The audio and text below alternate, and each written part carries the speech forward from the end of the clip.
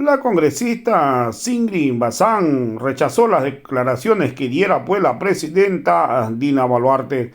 También mencionó que su bancada ha presentado un proyecto de ley para adelantar las elecciones para este 2023. Mencionó que el día de ayer se han reunido con la Asociación de Gobernadores Regionales, donde pues está pidiendo que las elecciones sean para este octubre 2023. Ha dicho que si hay voluntad, se agendaría hoy mismo. También mencionó que el propio Jurado Nacional de Elecciones ha dicho que sí es viable hacer las elecciones generales en este año.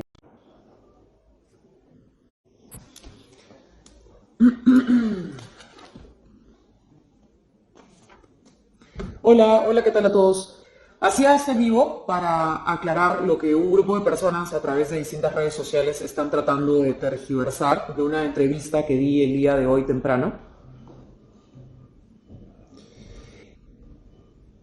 Ya. Quería aclarar algunas cosas que habían estado diciendo un grupo de personas a través de las redes sociales en particular sobre una entrevista que di hoy temprano y quisiera de alguna manera también comentar cosas que se han interpretado de una manera o se están tergiversando de una manera que no puede ser más lejana a la realidad. Una de las cosas fundamentales que creo y que he estado diciendo en esta entrevista es importante entender es dónde empezó todo. Y esto empezó en las protestas del sur, en donde en primer lugar ya se pedía desde el 7 de septiembre la renuncia de la presidenta Dina Boluarte, se pedían otros temas, el adelanto de elecciones, el cierre del Congreso, algunos grupos pedían por supuesto también la nueva constitución, entre otras banderas. Y lamentablemente estas protestas fueron escalando, la represión fue la primera y única respuesta que vemos por cierto hasta el día de hoy, y esa represión empezó lamentablemente a cobrar vidas. Esto escaló no por la voluntad de nadie, sino por un accionar totalmente irresponsable de un gobierno que hoy tiene claros tintes autoritarios, un gobierno que lamentablemente se ha reducido a esta escalada de violencia que tenemos ahora.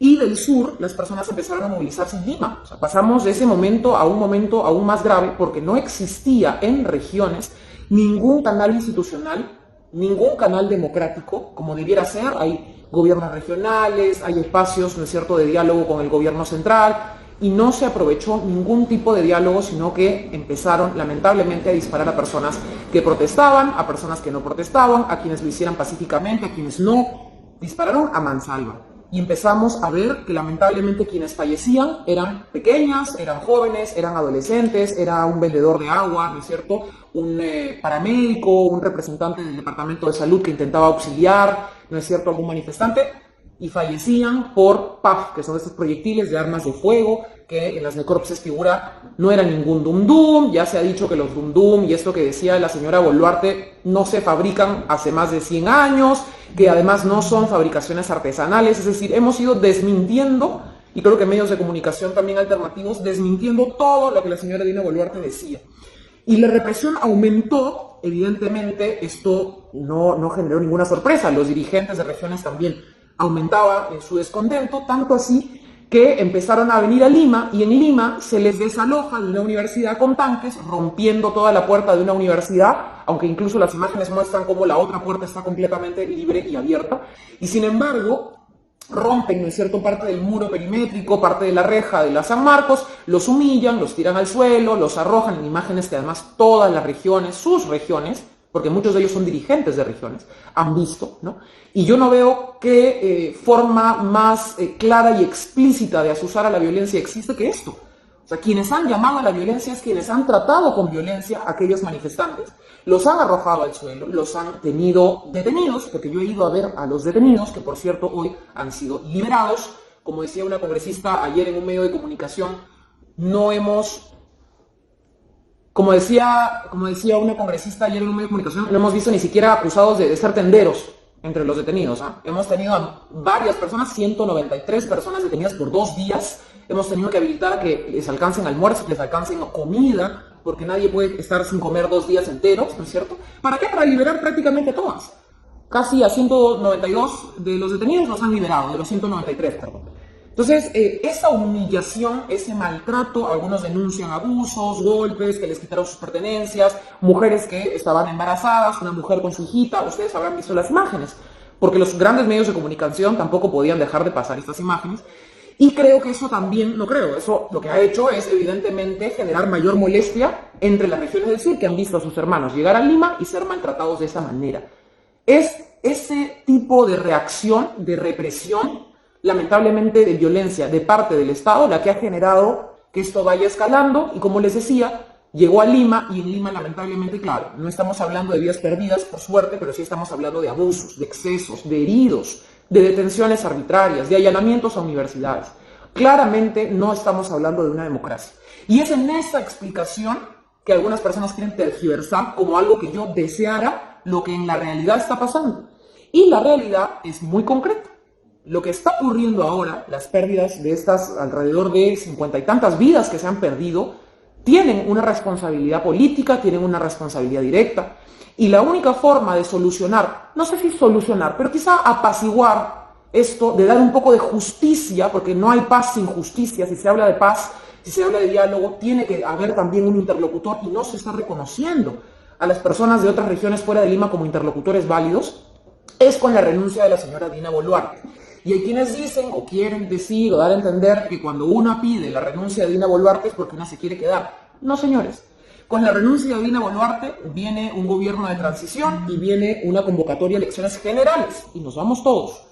Pero, por supuesto que el Congreso también tiene una responsabilidad y si la señora Dina Boluarte quiere ella seguir cargando con los muertos de su gobierno, porque discúlpenme, pero aquí quien ha estado evitando el diálogo, quien ha estado tapando las protestas, llevando a policías y a fuerzas armadas, quienes han permitido y han dejado que peruanos contra peruanos se enfrenten y quienes han dejado además que estos manifestantes que han llegado a Lima sigan teniendo ese mismo malestar, humillándolos, maltratándolos, insultándolos, diciendo que usan dundún cuando los dundún no existen, diciendo que son ponchos rojos cuando no hay ninguna evidencia de ello, deteniendo a 193 peruanos, sacándolos de los pelos casi de una universidad, cuando además son peruanos, por si acaso no se ha detenido ningún boliviano dentro de esto.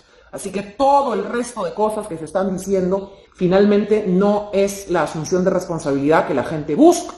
Entonces, si la presidenta no renuncia, porque parece que está en otro lugar, no parece vivir en un país como en el que estamos ahora, pues el Congreso también tiene la posibilidad de adelantar elecciones. Ese adelanto de elecciones está para el 2024 pendiente de una segunda votación, pero mi bancada y quien les habla ha presentado un adelanto y creo que eso es una muestra de que imposible quedarnos cuando la gente pide que nos vayamos. Yo creo que es también un reconocimiento válido a quienes te están pidiendo algo que sin duda con la renuncia de la presidenta se soluciona con una carta, un lapicero, yo Dina Boluarte renuncio. Y el día de hoy tendríamos por lo menos un momento de tranquilidad para decir qué viene después. Pero no se está haciendo, no se está tomando a cabo y se están dejando las cosas como si nada sucediera. Entonces, he presentado este proyecto de ley, como les decía, con mi bancada, para que las elecciones ya no sean en el 2024, las elecciones sean en el 2023. Ayer, ahora voy a colgar una foto, no porque me guste salir en las fotos, sino porque quiero que sepan lo que se está trabajando y que no es solo de boca, sino es con acciones. Nos hemos reunido con la Asamblea Nacional de Gobiernos Regionales.